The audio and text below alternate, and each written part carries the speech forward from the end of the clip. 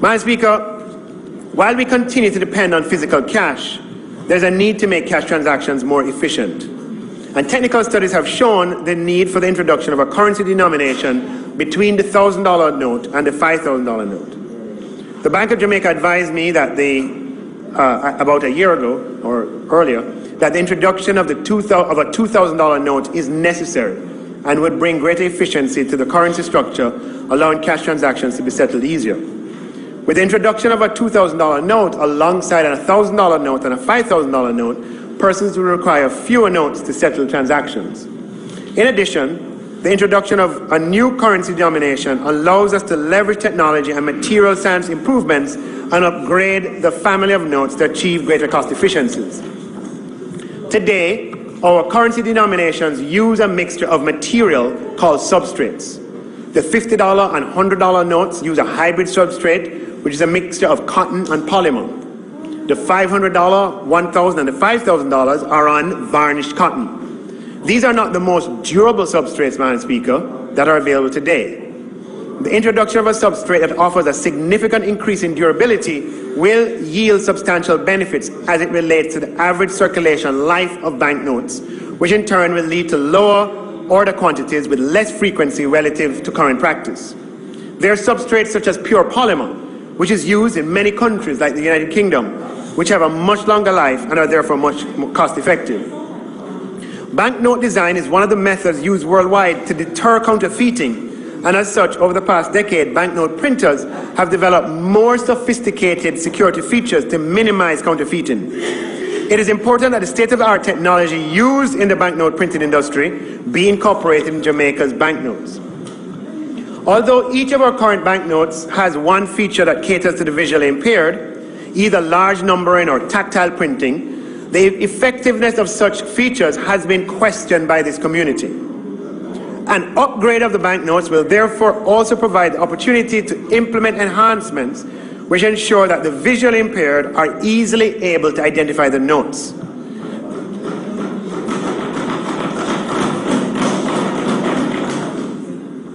There are concerns among the Jamaican public that the colors of the $500 note and the $5,000 note are not easily distinguishable, especially in low light conditions, and this has resulted in individuals tendering $5,000 instead of $500, especially at night. We need distinct color separations between notes, where you can take them out even as you emerge from a taxi at 11 p.m. And this is consistent with research and best practice. An upgrade of our banknotes will make this possible. So the Bank of Jamaica has been engaged in an upgrade refreshing of the banknotes to introduce a new $2,000 denomination, provide cost savings through increased durability of the banknotes, enhance security of the banknotes to reduce the risk of counterfeiting, enhance the banknote features to meet the needs of the visually impaired, and to ensure that the color and other distinctions among banknotes of different denominations is clear. By policy, Madam Speaker, Jamaica's banknotes feature national heroes and deceased prime ministers or premiers. However, currently, the existing banknotes, Madam Speaker, the $50 note, the $100 note, the $500 note, the $100 note, and the $5,000 note only feature 2 out of 7 national heroes and 3 out of a possible 4 deceased prime ministers. Of the 5 national heroes not on notes, 4 are on coins. Alexander Bustamante is on the $1 coin, Norman Manley is on the $5 coin, George William Gordon is on the $10 coin, and Marcus Garvey is on the $20 coin. Paul Bogle, who led the Morant Bay Rebellion and was hung on the gallows for this, but whose sacrifice paved the way for representative government in Jamaica, is not represented on Jamaica's currency today. He was featured on the $2 note until it was dematerialized in 1994, and he was later placed on the 10-cent coin. But all denominations below $1 were dematerialized in February of 2018. This is an aberration that must be fixed. We must restore Paul Bogle and what he represents to feature prominently on Jamaica's currency.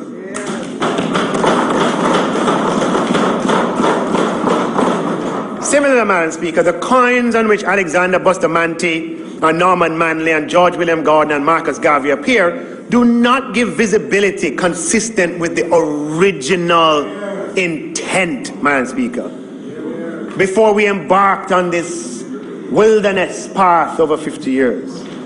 This too is an aberration that must be fixed.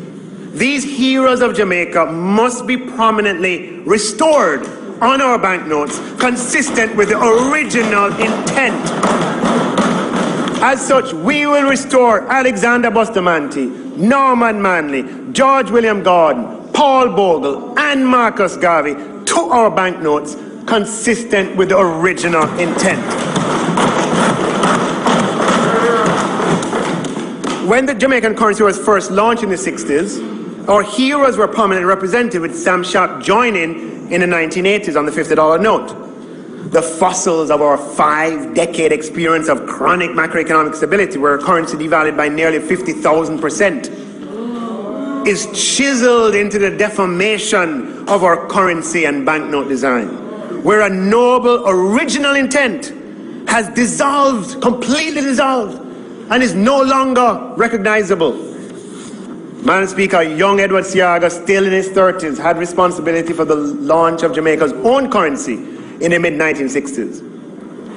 In a seminal speech in 1965, and I want you to permit me to quote from him, he said, "The reason for representing our national heroes on our banknotes was that we would focus attention on our history." Further in that speech he asked, and this is Mr. Seaga in his 30s in 1965, "But why should we look backwards over our shoulders to recognize the roles of those who went before the modern development of our history in 1938? He answered his question as follows, and Mr. Seaga continued, "A people who recognize their history recognize the role of those who went before them, in thought and in action, and understand to what extent those who went before them contributed to the things that they have achieved and enjoy today. If we do not understand this and give credit where credit is due, we are likely to give credit where credit is not due. We are likely to give all the credit for achievement to foreign benefactors, without understanding that our own people played a significant role in achieving our liberation and what we enjoy today. And when we do this, we are naturally led to believe and to be influenced that our people and our country, if we don't put this in, are not capable of achieving things for which we fight. But we must always look elsewhere for help, for assistance, and for leadership." So he was promoting a self-reliant culture, Madam Speaker. At the dawn of our nation, it was that kind of deliberate and thoughtful act to prominently place our national heroes on our banknotes, and to give credit where credit is due, and also to remind ourselves of our capacity for self-determination, that we have agency as a people, that we can create the future we want, that we can be self-sufficient and not dependent on foreign powers for our basic needs. So, Madam Speaker, Mr. Seaga continued in 1965, still in his 30s. So the very first act, he said, is to understand that we have our leaders past and present, and understand that they together, past and present, achieved many of the things we enjoy today. And because they've achieved these things, we're a people capable of respect, capable of understanding our own potential, and therefore one who understands that the meaning of the word independent is that it is to be a body of people in a nation that can do for themselves that which needs to be done. History plays a vital role, an important role in the creation of our society, in its development and in its progression, and we represent history on our banknotes, Madam Speaker. So we have to upgrade our banknotes for the technical reasons given, and we have to introduce a $2,000 banknote. But the Jamaican project, Madam Speaker, in this regard, has drifted far from the original intent. As I said earlier, the national heroes no longer appear in the banknotes.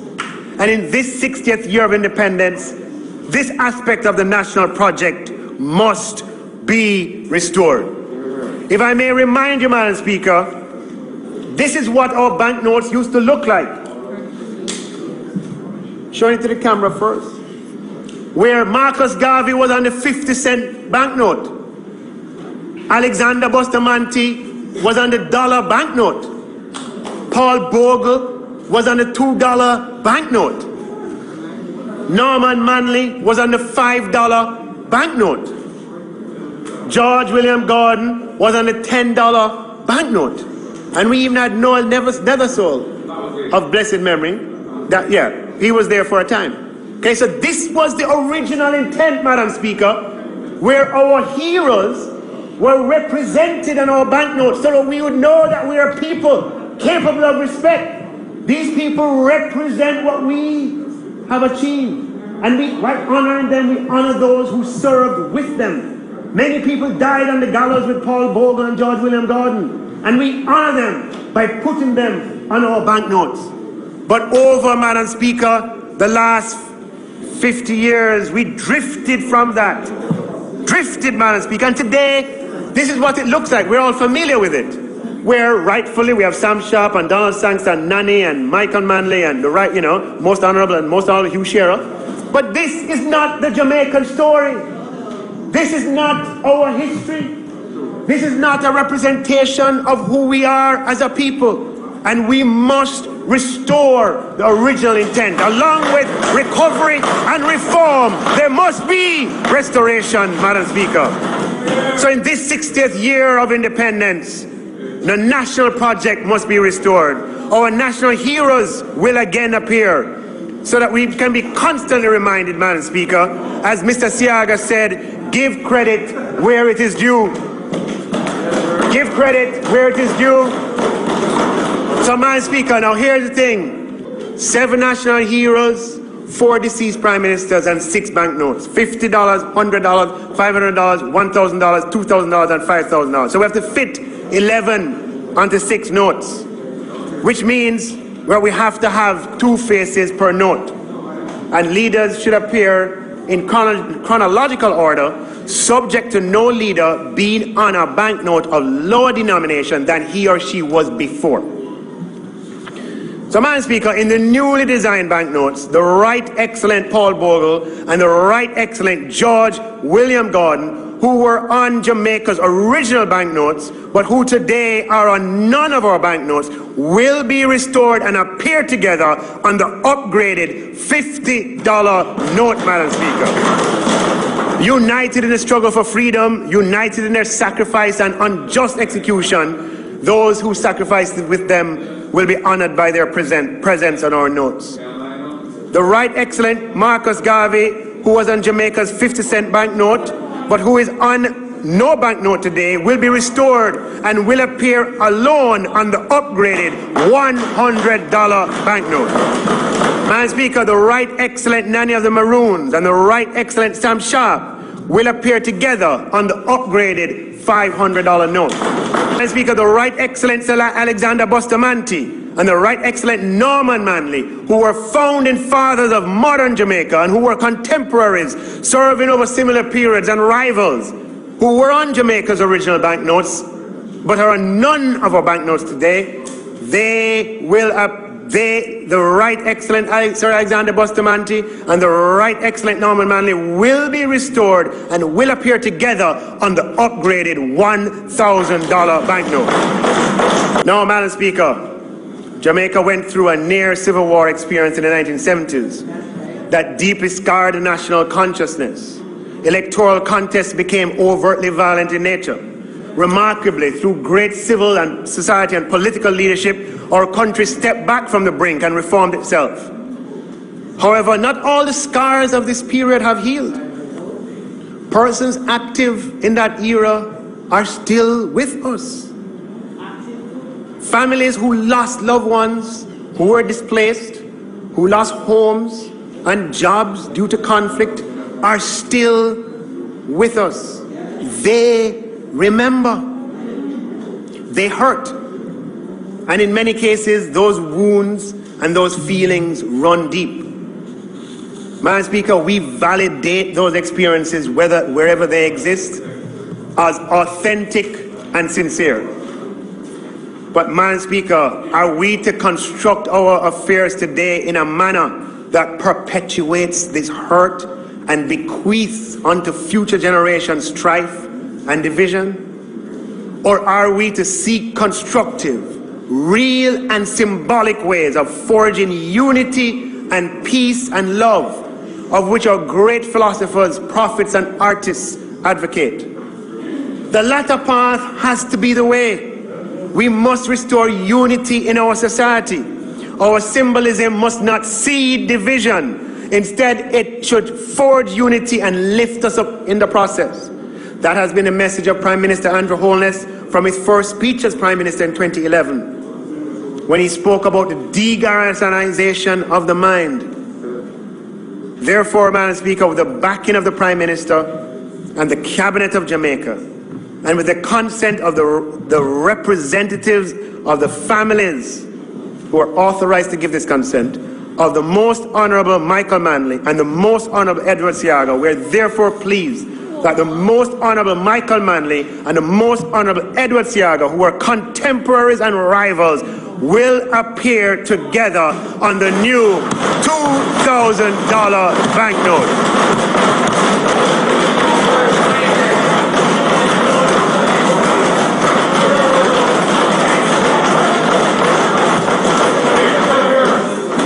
Madam Speaker, our country, first of all, we're thankful to the families, the legal representatives of who consented to this. Our country must move forward, Madam Speaker. I can show a preview. This is what the notes have to be distinct in color, so we can easily distinguish them. Most of the features, most of the note is taken up in security features on the left and on the right. We have all the leaders appear on a note on a higher currency, higher denomination than they were before, and the photographs that appear are the same photographs that we have today, because getting permission to change all those photographs would have been, so the photographs are the same. And Madam Speaker, we expect later this year for these to be in circulation, and they'll last 50% longer than existing banknotes. Our country must move forward, and move forward in unity, peace and love. Jamaica's average income today is less in real terms than it was 50 years ago. Madam Speaker, there's a mountaintop we must climb where fruit and honey lie, but we can only get there by climbing together. Peace and love, Madam Speaker. Peace and love. Peace and love, Madam Speaker. And collocating images of great leaders on our banknotes doesn't deny anyone their unique contribution or their unique identity, and it doesn't shield them from the full introspection of history. And Madam Speaker, I say to, if I can speak here now as not as Minister of Finance, but as a member of a party, I speak to my fellow laborers, Madam Speaker, and I say the biggest respect that we can show, because some people would say, is by following the ideas of those we want to show respect to. It is ideas, and not the placement of images, that last the test of time. We don't really know what Moses of the Old Testament looks like. We don't really know. All we have are sketches. But we remember the 10 commandments that he shared 4,000 years ago. It's ideas that matter. And it was Mr. Seaga's idea to have national heroes on our banknotes, Madam Speaker. And we honor him by restoring that vision. Finally, Madam Speaker, the Most Honorable Donald Sangster and the Most Honorable Hugh Shearer will appear together on the upgraded $5,000 note. These leaders presided over the period of greatest economic expansion in Jamaica's history. The government, Madam Speaker, we're about recovery, reform, restoration. We're restoring our heroes, and we are aiming to restore unity to our country, Madam Speaker. We can compete, but we can be unified. The Bank of Jamaica will be holding sensitization sessions so that new security features can be understood and the visually impaired community can be familiar with those features.